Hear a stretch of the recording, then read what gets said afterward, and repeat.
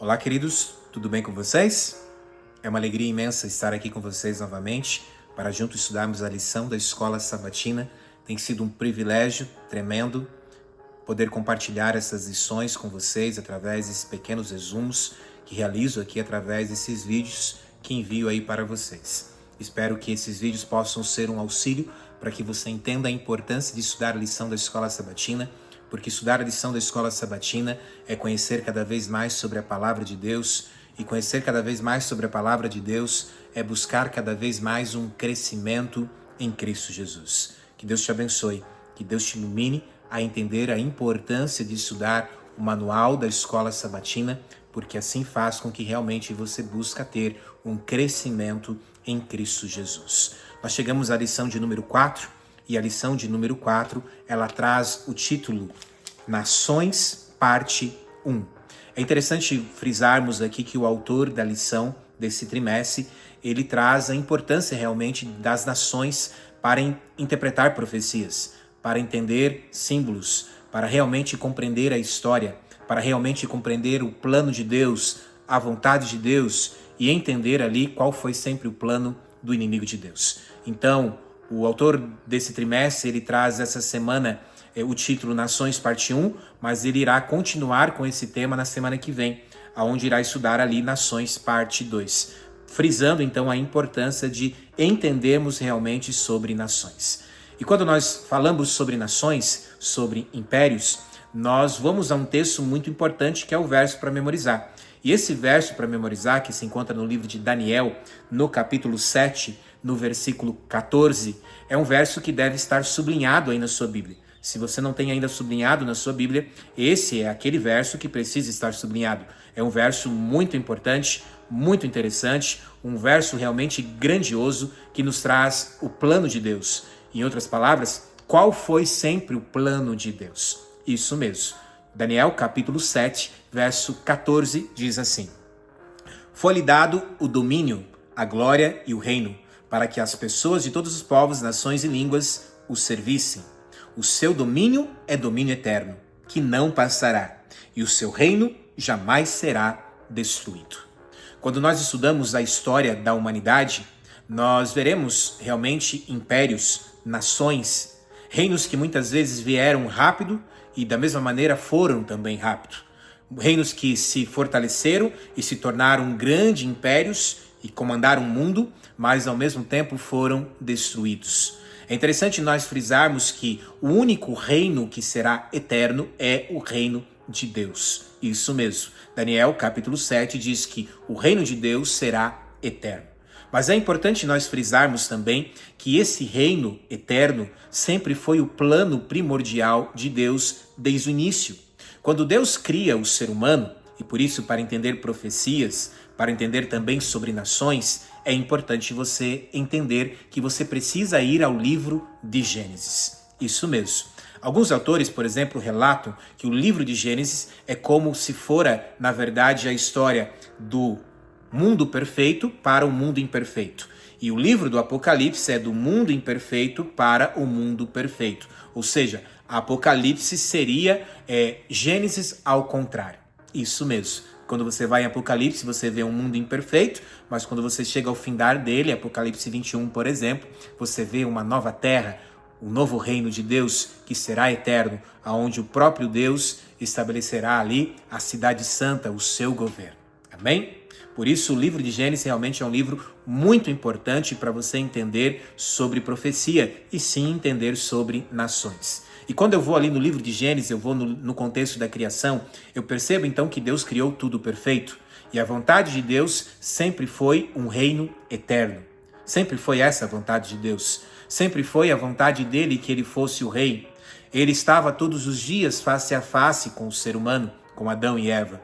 Porém, Adão e Eva, ao terem o livre-arbítrio, usufruíram ali desse livre-arbítrio e tomaram caminhos equivocados, caminhos errados, aonde quiseram se colocar como sendo o próprio Deus. Quiseram, em outras palavras, ser como Deus, desejando ser ali como Deus. E eles optam então e aceitam ali comer da árvore do conhecimento do bem e do mal, e você conhece a história, e consequência disso entra o pecado dentro da terra, dentro da raça humana. E é interessante frisarmos que após a entrada do pecado, novamente você irá perceber Adão e Eva buscando ali, lá no livro de Gênesis capítulo 3, verso 7, resolver ali o problema do pecado, se colocando no lugar de Deus, aonde eles buscam fazer vestimentas, aonde eles buscam fazer cintas para si mesmo porque estavam nus, buscando ali se colocar novamente no lugar de Deus. Em outras palavras, Deus sempre quis um governo eterno, aonde ele seria o rei, mas o ser humano sempre busca se colocar no lugar de Deus, fazer aquilo que pertence a Deus. Olha só, que interessante nós comentarmos sobre esse ponto e frisarmos esse ponto também na lição da Escola Sabatina, a qual você faz parte aí na sua unidade de Escola Sabatina, e trabalhar esse assunto aí lá na sua unidade de Escola Sabatina. É interessante nós notarmos aqui que nós vivemos sim um mundo onde aparentemente o ser humano comanda esse mundo, mas na verdade Deus já tomou posse.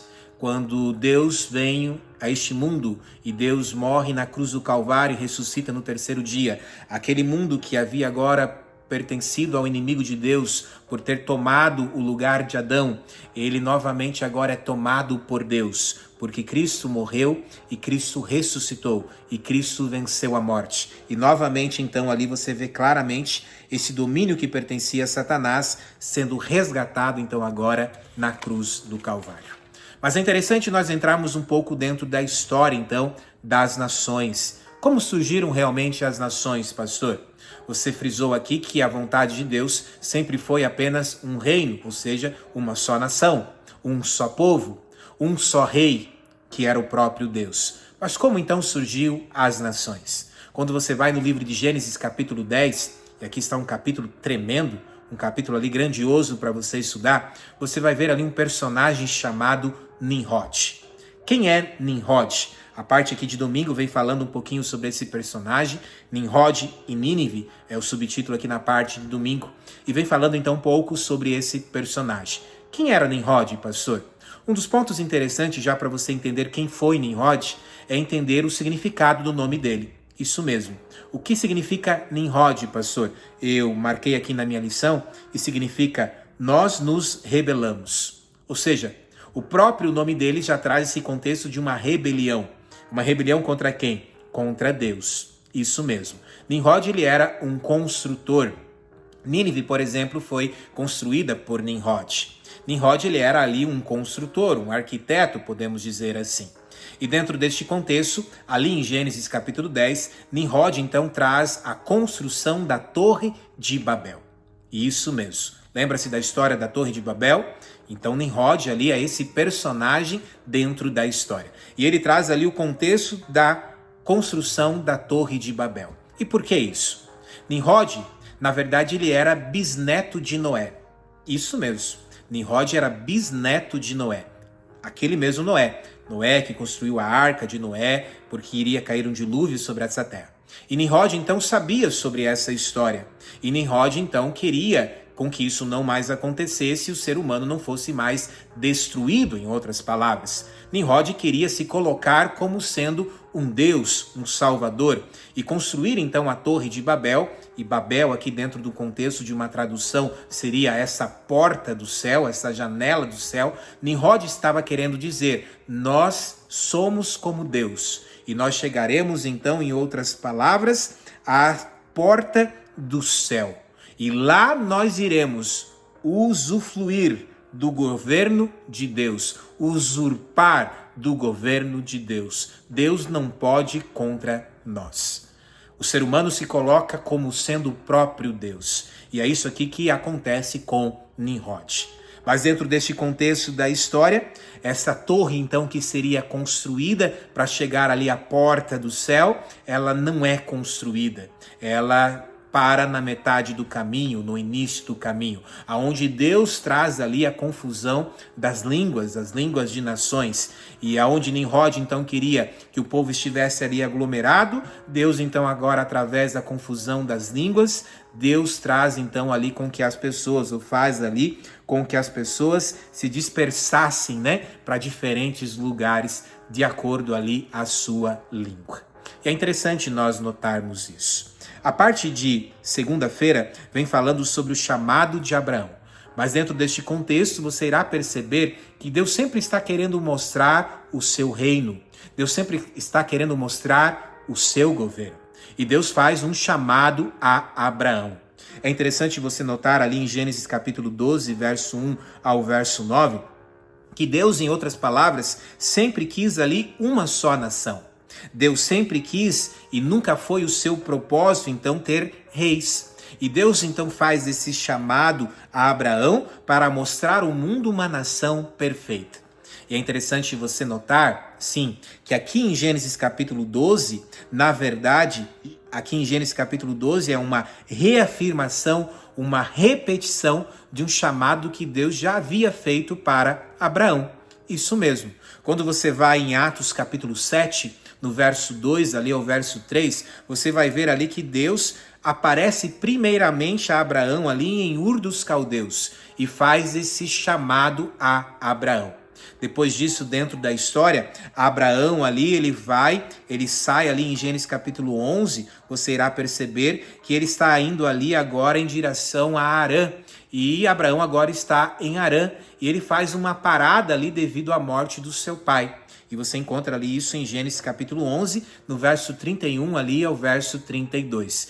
E agora no versículo 12, então, Abraão está ali em Harã, aonde ele recebe novamente essa confirmação, essa repetição do chamado original que havia acontecido em Ur dos Caldeus, agora acontece então em Harã, aonde Abraão novamente entende esse chamado de Deus a ser então uma bênção para todas as nações, porque Deus queria mostrar então o seu governo através então ali da sua descendência, através então de Abraão, através ali de Israel.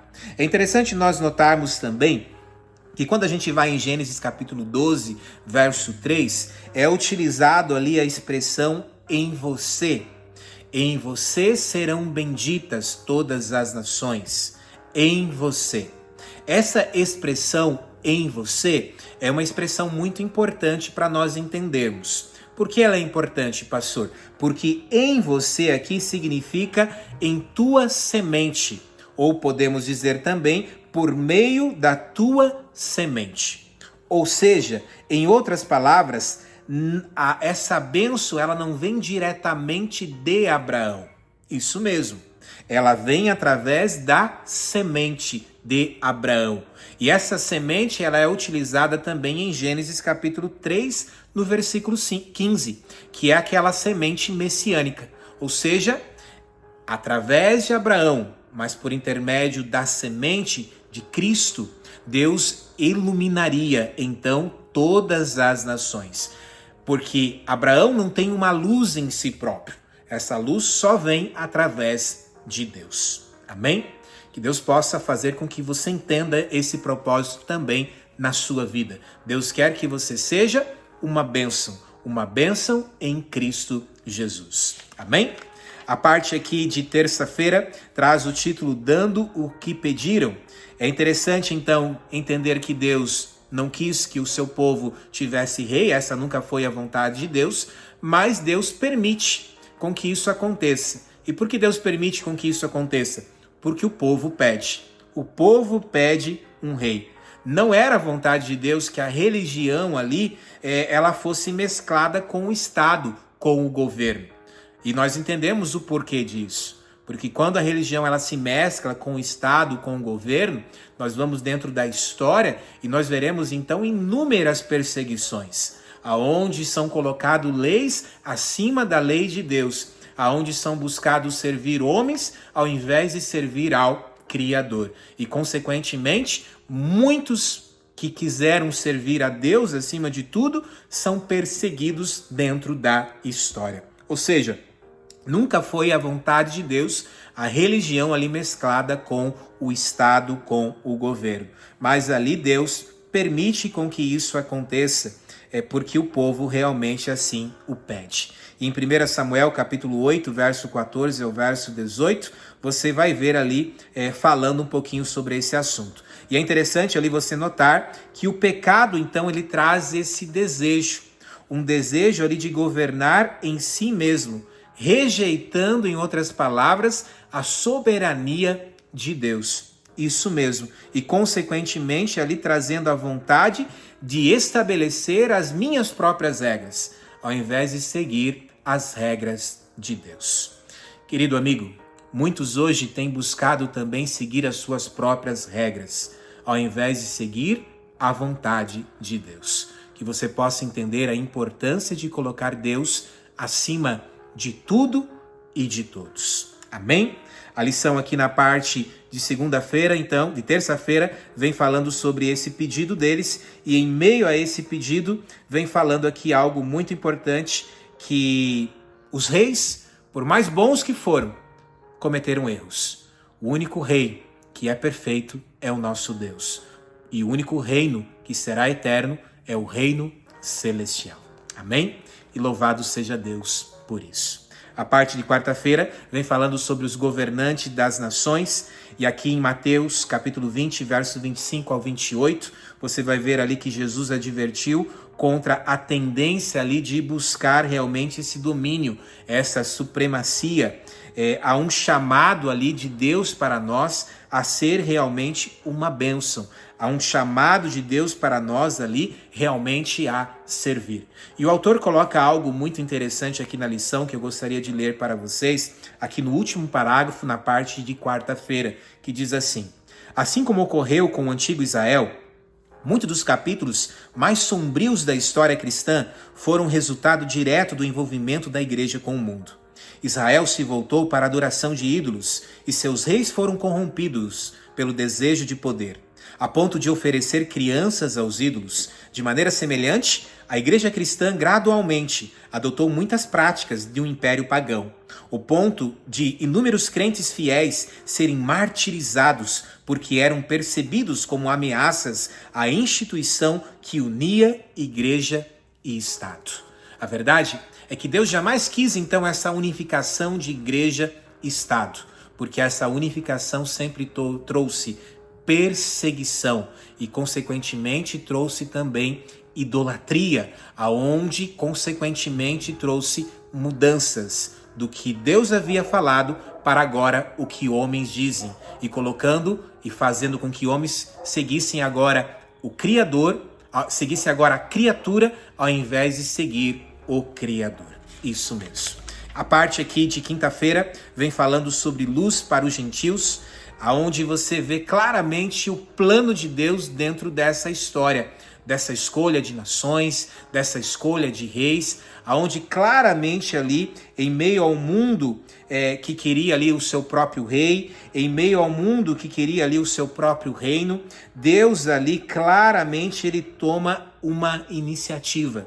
E Deus ali primeiramente ele chama a Abraão, dentro desse contexto de ser então essa bênção, e Deus chama ali Israel para ser realmente essa bênção, e depois Deus chama a igreja. E o propósito final de Deus é que nós, através da igreja hoje, nós possamos mostrar para o mundo que o reino de Deus, ele será eterno. E nós possamos mostrar para o mundo que o Rei eterno é o próprio Deus. E nós mostrarmos para o mundo algo que se encontra aqui em Números capítulo 14, verso 17 ao verso 21. Deus quer que nós venhamos a revelar o caráter de Deus para o mundo. Em Isaías capítulo 42, verso 6, 49 também, verso 6, no 60, versículo 3, Deus faz um chamado para nós hoje, assim como fez para Abraão, assim como fez para Israel. Deus faz um chamado para a igreja hoje, a ser uma luz. Lá em Apocalipse 18, verso 1 ao 4, Deus faz um chamado para a igreja hoje, a iluminar a terra com a glória de Deus. E esse é o chamado que Deus tem também na sua vida. Sê tu uma benção. Que através de você, o Deus eterno, o reino eterno de Deus possa ser anunciado. Que o governo perfeito, que o rei perfeito possa ser anunciado a este mundo, para entender que um dia o reino celestial será estabelecido.